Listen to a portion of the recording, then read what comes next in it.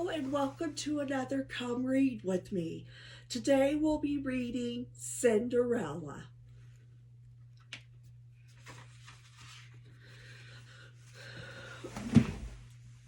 Once upon a time, in a faraway kingdom, there lived a widowed gentleman and his lovely daughter Ella. Ella was a beautiful girl. She had golden hair and her eyes were as blue as forget-me-nots. The gentleman was a kind and devoted father, and he gave Ella everything her heart desired. He felt she needed a mother, so he married again, choosing for his wife a woman who had two daughters. Their names were Anastasia and Drizella. The gentleman soon died. Then the stepmother's true nature was revealed. She was only interested in her ugly, selfish daughters.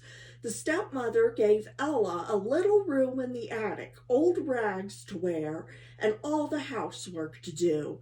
Soon everyone called her Cinderella because she got so covered with cinders from cleaning the fireplaces. But Cinderella had many friends. The old horse and Bruno, the dog, loved her.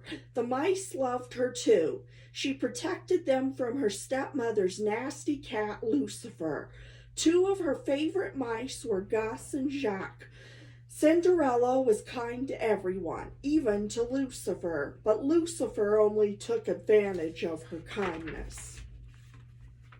Lucifer liked to get Cinderella in trouble. One morning, he chased Gus onto Anastasia's breakfast tray.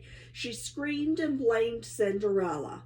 As punishment, the stepmother said to Cinderella, "You will wash the windows, scrub the terrace, and sweep the halls. And don't forget the laundry." In another part of the kingdom, the king was worrying about his son. "It's time the prince got married," he told the Grand Duke. "But sire," said the Grand Duke, "he must fall in love first." "No buts about it. We'll have a ball tonight, and it'll be very romantic. Send out the invitations." When the invitations arrived, Cinderella's stepmother announced, "Every girl in the kingdom is invited to a ball in honor of the prince." "Why, that means I can go too," Cinderella said. "Well, yes," the stepmother replied with a sly smile, "but only if you get all your work done, and only if you have something suitable to wear." Cinderella had hoped to fix her old party dress, but Anastasia and Drizella wanted her to help them instead. The stepmother kept her busy too. Cinderella worked hard all day. When she finally came back to her little attic room, it was almost time to leave for the ball, and her dress wasn't ready. But the loyal mice had managed to find ribbons, sashes, ruffles, and bows. The mice had sewn them to her party dress, and it looked beautiful. The stepsisters shrieked when they saw Cinderella. "Those are my ribbons! That's my sash!" They tore her dress to shreds. "Come along now, girls," said the stepmother. Cinderella ran into the garden. She wept and wept. Suddenly a hush fell over the garden, and a cloud of lights began to twinkle and glow around Cinderella's head. "Come on, dry those tears," said a gentle voice. Then a small woman appeared in a cloud. "You can't go to the ball like that. Now where's my magic wand?" "Magic wand?" gasped Cinderella. "Are you my fairy godmother?" the woman replied, pulling her wand out of thin air. "What we need is a pumpkin." A cloud of sparkles floated across the garden, and a pumpkin rose up and swelled into an elegant coach. The mice turned into horses, the old horse became a coachman, and Bruno became a footman. "Now off you go, dearie," said the woman. "But my dress," said Cinderella. The fairy godmother looked at it. Good heavens! With a wave of her wand, she turned Cinderella's rags into an exquisite gown. On Cinderella's feet were tiny glass slippers. "Now remember," the fairy godmother said, You must leave the ball at midnight. That's when the spell will be broken and all will be as it was before." Cinderella promised. Then she stepped into her magical coach and was swept away to the palace. When Cinderella arrived at the ball, the prince was yawning with boredom. Then he caught sight of her. Ignoring everything around him, the prince walked over to her. He kissed Cinderella's hand and asked her to dance. They swirled off across the ballroom.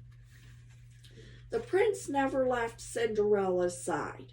They danced every dance together. As everyone watched them from the lights dimmed and sweet music flowed out into the summer night. And then Cinderella heard the clock begin to chime.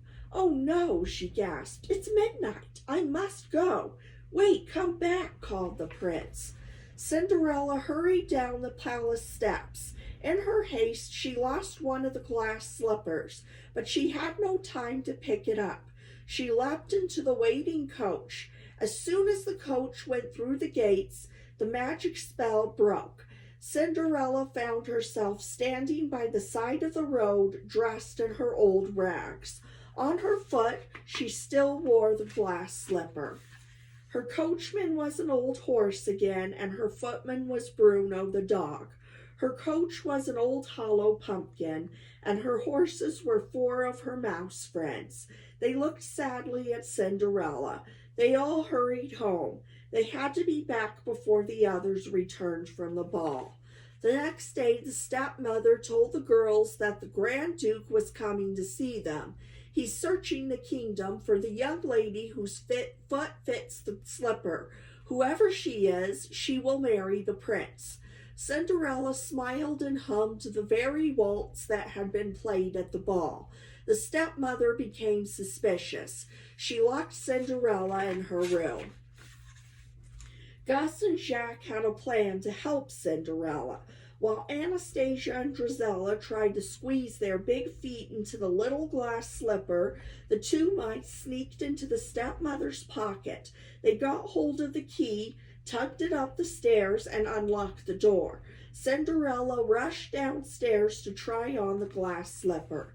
"Your Grace," she said, "may I try on the slipper?" The wicked stepmother fumed with anger. She tripped the page who was holding the glass slipper. It fell to the floor and broke into 1,000 pieces. "Don't worry," Cinderella said, reaching into her pocket. "I have the other one right here." She put on the slipper and it fit perfectly. From that moment on, everything was a dream come true. Cinderella went off to the palace with the happy Grand Duke. The prince was overjoyed to see her, and so was the king. Cinderella and the prince were soon married.